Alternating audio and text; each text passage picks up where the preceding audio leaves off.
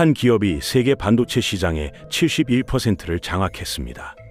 그 기업 덕분에 나라 전체가 부자가 됐습니다. 그런데 이상한 일이 벌어지고 있습니다. 그 나라 국민들은 세계에서 가장 불행하다고 말합니다. 출산율은 0.74명으로 세계 꼴찌입니다. 57개월 연속으로 태어나는 사람보다 죽는 사람이 더 많습니다. 바로 대만과 TSMC 이야기입니다. 세계 1위 기업이 어떻게 자국 경제를 무너뜨리고 있는지 그 충격적인 구조를 함께 파헤쳐 보도록 하겠습니다.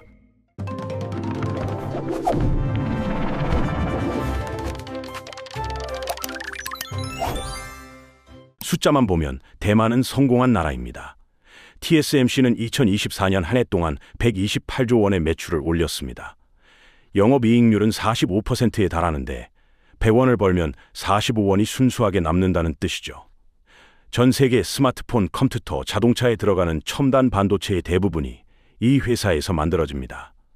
삼성전자와 세계 파운드리 시장 점유율 1, 2위를 다투고 있지만 격차는 압도적입니다.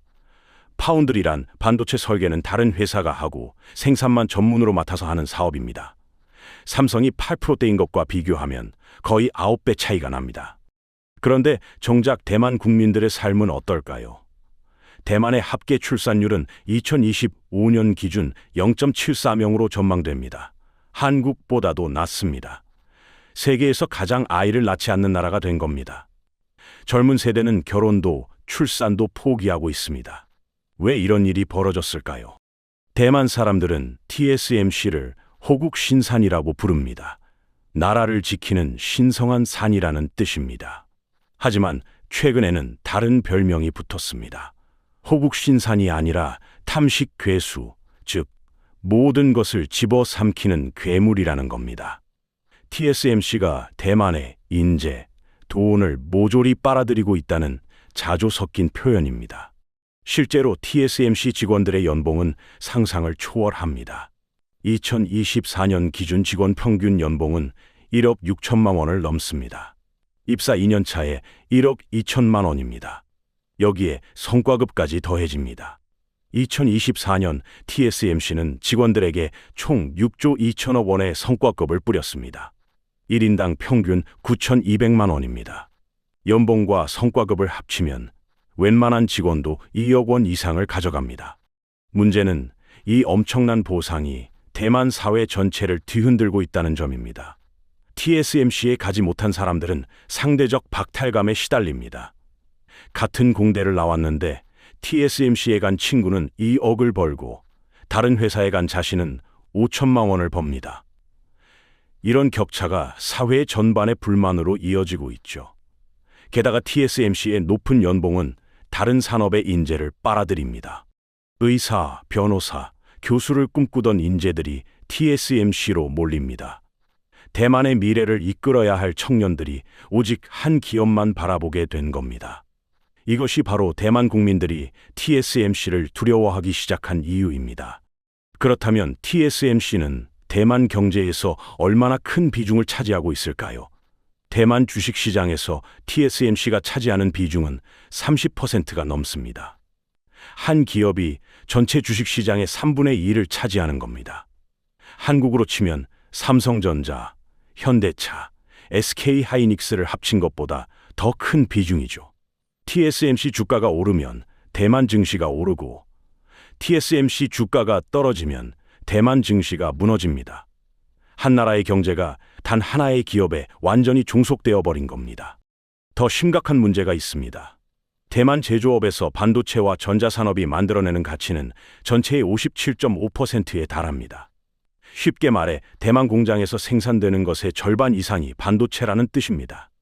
한국이 23% 수준인 것과 비교하면 2배가 넘습니다. 대만은 사실상 반도체 하나에 모든 것을 건 나라가 되어버렸습니다. 경제학에서는 이런 현상을 네덜란드병이라고 부릅니다. 1960년대 네덜란드가 북해에서 천연가스를 발견한 뒤 벌어진 일에서 유래한 말입니다. 당시 네덜란드는 천연가스 수출로 막대한 돈을 벌었습니다. 그런데 이상한 일이 벌어졌습니다. 가스 산업만 커지고 다른 산업들은 모조리 쪼그라든 겁니다. 왜 그랬을까요? 가스 산업이 너무 잘 되니까 환율이 올라갔습니다. 환율이 오르니까 다른 수출품의 가격 경쟁력이 떨어졌습니다. 또 가스 산업이 높은 임금을 주니까 다른 산업은 인력을 구하기 어려워졌습니다. 결국 네덜란드의 제조업은 몰락했고 경제 전체가 가스에만 의존하게 됐습니다. 지금 대만에서 똑같은 일이 벌어지고 있습니다. TSMC가 너무 잘 되니까 대만 달러 가치가 올라갑니다. 대만 달러가 비싸지니까 다른 수출 기업들은 가격 경쟁에서 밀립니다. TSMC가 높은 연봉을 주니까 다른 기업들은 사람을 구하기 어렵습니다. 우수한 공대생들은 전부 TSMC로 갑니다. 누가 굳이 다른 산업으로 가겠습니까? TSMC 3년 차가 1억 5천만 원을 받는데 왜 연봉 5천만 원짜리 다른 회사를 선택하겠습니까? 결과적으로 대만의 다른 산업들은 서서히 죽어가고 있습니다. 관광업, 서비스업, 전통 제조업 모두 인력난에 시달립니다. 젊은이들은 TSMC가 아니면 희망이 없다고 느낍니다. 그리고 TSMC에 들어가지 못한 대다수는 점점 더 가난해지고 있습니다. 이것이 바로 압도적 선두 기업이 만들어낸 역설입니다. 기업은 성공했는데 나라는 병들고 있습니다. TSMC가 대만을 집어삼키는 것은 인재와 자본만이 아닙니다. 물과 전기도 마찬가지입니다. 반도체를 만들려면 엄청난 양의 초순수가 필요합니다. 초순수란 불순물을 극도로 제거한 깨끗한 물입니다.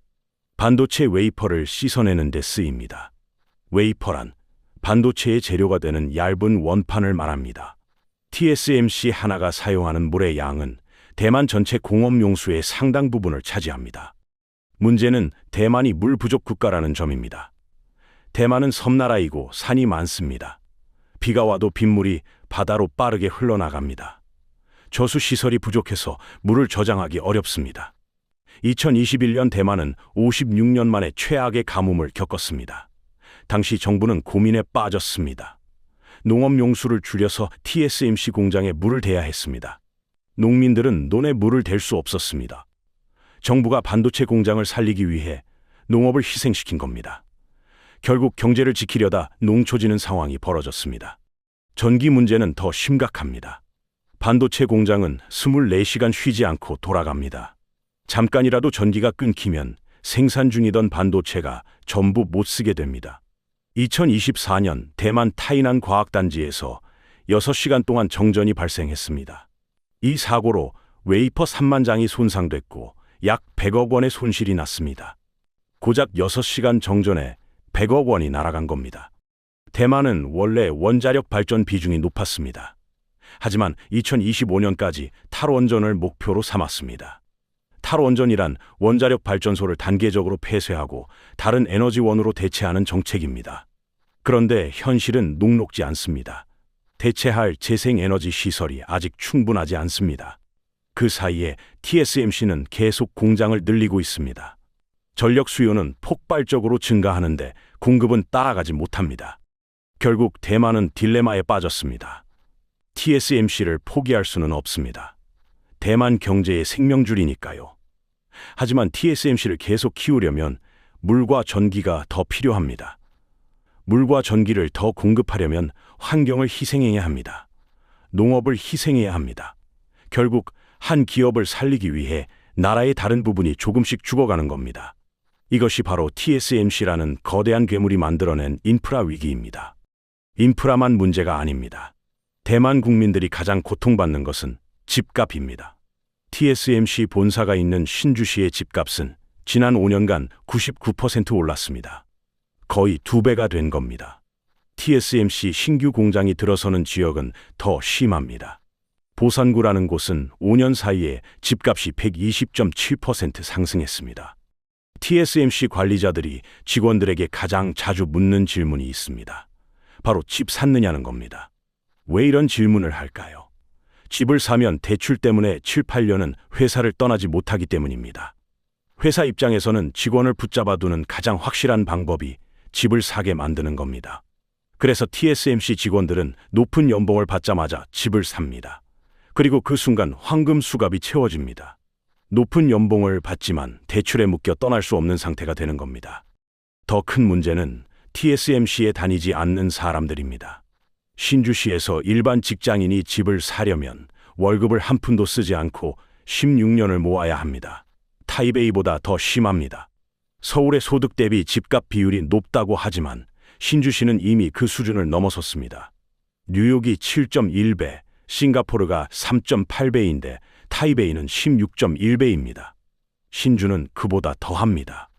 결국 대만의 젊은이들은 두 가지 선택지밖에 없습니다. TSMC에 들어가서 높은 연봉을 받고 집을 사든가 아니면 영원히 집을 포기하든가 중간은 없습니다. 그래서 대만의 청년들은 결혼을 포기합니다.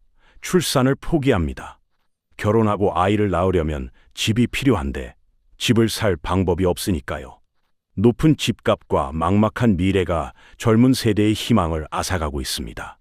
TSMC 덕분에 대만이 부자가 됐다고 합니다. 하지만 그 부는 극소수에게만 돌아갔습니다. 나머지 대다수는 오히려 더 가난해졌습니다. 집을 살 수 없고 결혼할 수 없고 아이를 낳을 수 없습니다. 반도체 강국이라는 타이틀 뒤에 숨겨진 민낯입니다. 어쩌면 이것은 한국의 미래이기도 합니다. 국내 문제만 심각한 것이 아닙니다. 대만의 안보 상황도 급변하고 있습니다. 대만에는 오랫동안 실리콘 방패라는 말이 있었습니다.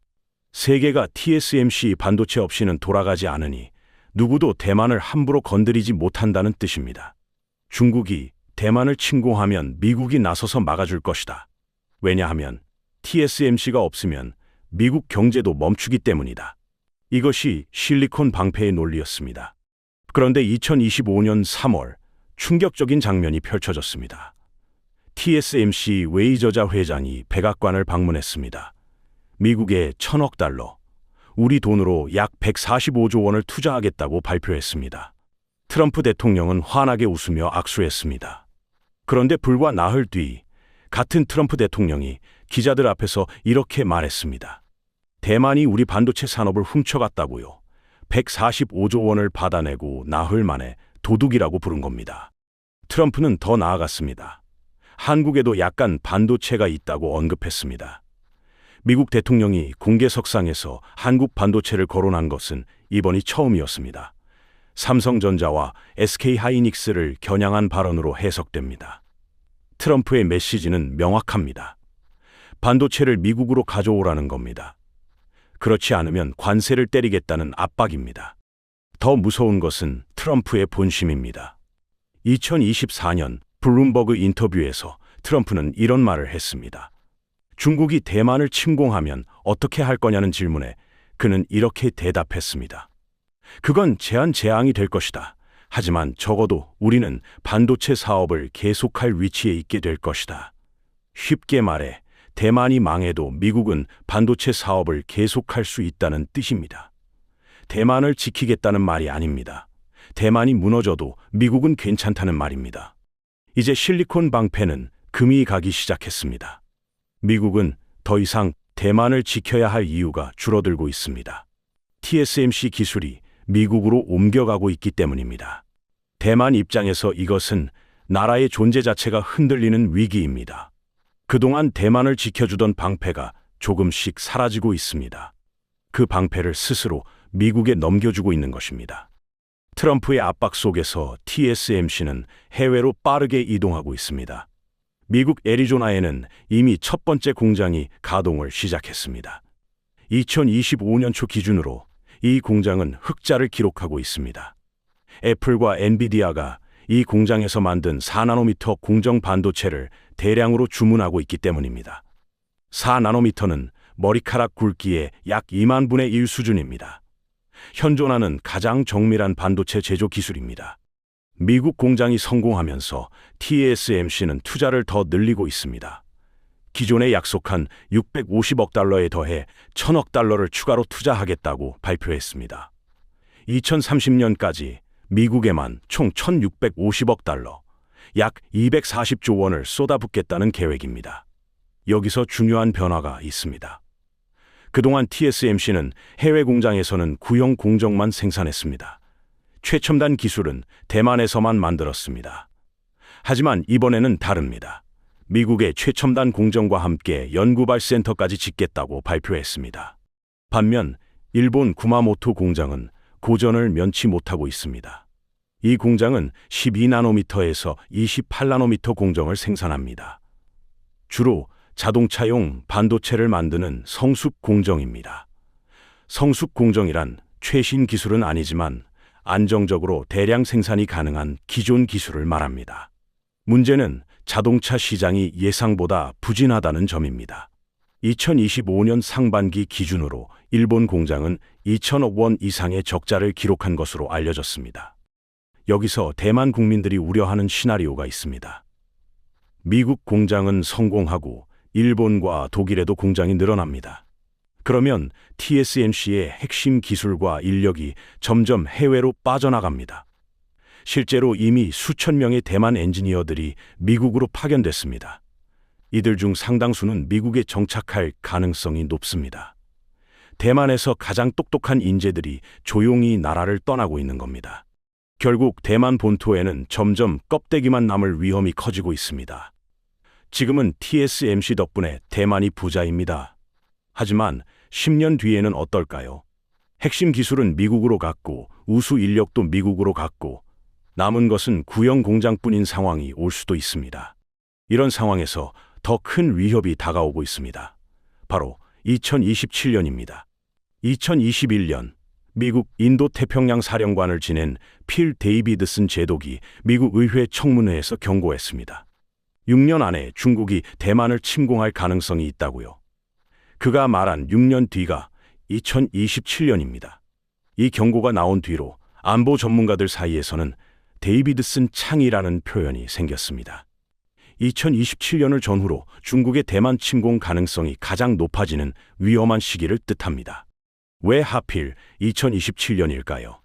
여러 가지 이유가 있습니다. 2027년은 중국 인민해방군 창군 100주년이 되는 해입니다. 시진핑 주석이 사연임을 확정짓는 시기이기도 합니다. 중국은 이 해를 목표로 군사력 현대화를 추진하고 있습니다. 미국 CIA 국장도 시진핑이 27년까지 대만 침공 준비를 완료하라고 군에 지시했다고 밝혔습니다. 2025년 대만은 처음으로 2027년이라는 숫자를 군사훈련에 명시했습니다. 매년 실시하는 한광훈련의 시나리오를 2027년 중국 침공으로 설정한 겁니다. 훈련 기간도 5일에서 열흘로 2배 늘렸습니다. 더 이상 가정이 아니라 현실로 대비해야 할 상황이 된 것입니다. 대만 국방부장은 의회에서 이렇게 말했습니다. 적의 최악 상황에 대비하고 중요한 경고 신호를 포착해야 한다고요. 여기서 의미심장한 우연이 있습니다. 2027년은 TSMC의 해외 공장들이 본격적으로 가동되는 시점이기도 합니다. 미국 애리조나 공장은 이미 가동 중이고 두 번째 공장도 이때쯤 완성됩니다. 일본 구마모토 2 공장도 2027년 가동 예정입니다. 독일 드레스덴 공장도 마찬가지입니다. 쉽게 말해 2027년이 되면 TSMC의 핵심 기능이 대만 바깥에 복제되어 있다는 뜻입니다. 이것이 의미하는 바는 무엇일까요? 미국 입장에서 생각해보면 끔찍합니다. 2027년이 되면 대만이 없어도 미국은 반도체를 만들 수 있습니다. 그렇다면 미국이 굳이 대만을 지키기 위해 중국과 전쟁할 이유가 있을까요? 대만의 존재 가치가 떨어지는 순간 실리콘 방패는 완전히 무너집니다. 대만 국민들이 2027년을 두려워하는 이유가 여기에 있습니다. 대만의 상황은 한국에도 시사하는 바가 큽니다. 한국도 반도체 강국입니다. 삼성전자와 SK하이닉스가 세계 메모리 반도체 시장을 주도하고 있습니다. 메모리 반도체는 데이터를 저장하는 부품으로 스마트폰이나 컴퓨터에 반드시 들어갑니다. 하지만 파운드리 시장에서는 TSMC에 크게 뒤처져 있습니다. 2025년 3분기 기준 TSMC의 파운드리 점유율은 71%입니다. 삼성전자는 8% 수준입니다. 격차는 계속 벌어지고 있습니다. 트럼프는 이미 한국을 언급했습니다. 대만의 대부분 한국에 약간 반도체가 있다고 했습니다. 이 발언은 한국도 미국의 압박 대상이 될 수 있음을 보여줍니다. 삼성전자는 미국 텍사스에 307억 달러를 투자 중입니다. SK하이닉스도 인디애나에 공장을 짓고 있습니다. 바이든 정부와 약속한 보조금을 받기로 했지만 트럼프는 이를 돈 낭비라고 비판하고 있습니다. 보조금이 삭감될 가능성도 있습니다. 한국이 대만에서 배워야 할 교훈은 분명합니다. 첫째, 한 산업에 너무 의존하면 위험합니다. 대만은 반도체 하나에 모든 것을 걸었다가 네덜란드 병에 걸렸습니다. 한국도 반도체 의존도가 높아지고 있습니다. 수출에서 반도체가 차지하는 비중이 계속 늘고 있습니다. 산업 다각화가 필요합니다. 둘째, 미국을 맹신하면 안 됩니다. 대만은 실리콘 방패를 믿었습니다. 하지만 미국은 철저히 자국 이익을 따릅니다. 한국도 한미 동맹이 영원할 것이라고 믿어서는 안 됩니다. 스스로를 지킬 수 있는 안보 역량을 키워야 합니다. 셋째, 기술의 핵심을 지켜야 합니다. TSMC는 압박에 밀려 최첨단 기술과 연구개발센터를 미국에 넘기고 있습니다. 한국은 반도체 핵심 기술을 어떻게 지킬 것인지 고민해야 합니다. 대만의 상황은 결코 남의 일이 아닙니다. 반도체 강국의 영광 뒤에 숨어 있는 그림자입니다. 세계 1위 기업이 자국 경제를 무너뜨리는 역설, 성공이 곧 재앙이 되는 아이러니, 그리고 지정학적 위기 속에서 흔들리는 안보. 이 모든 것이 한국의 미래가 될 수도 있습니다. 지금까지 세계 1위 기업 TSMC가 어떻게 대만 경제를 무너뜨리고 있는지 살펴봤습니다. 출산율 세계 꼴찌, 집값 폭등, 물과 전기 부족, 그리고 부서진 실리콘 방패. 반도체 강국이라는 화려한 타이틀 뒤에 숨겨진 어두운 진실이었습니다. 그렇다면 한국은 어떻게 해야 할까요? 삼성전자와 SK하이닉스는 TSMC를 따라잡을 수 있을까요? 트럼프가 한국에도 압박을 가한다면 우리는 어떤 선택을 해야 할까요? 여러분의 생각을 댓글로 남겨주세요. 다음 영상에서는 한국 반도체의 숨겨진 위기를 파헤칩니다. 삼성 파운드리가 TSMC에 밀리는 진짜 이유, 그리고 SK하이닉스가 AI 시대에 역전할 수 있는 가능성까지 한국 반도체의 운명을 결정짓는 핵심 변수들을 분석해드리겠습니다. 이 채널에서는 복잡한 경제 이슈를 누구나 이해할 수 있게 풀어드립니다. 세계 경제의 흐름을 빠르게 파악하고 싶다면 지금 구독 버튼을 눌러주세요. 알림 설정까지 해두시면 새 영상을 가장 먼저 확인하실 수 있습니다. 다음 영상에서 뵙겠습니다.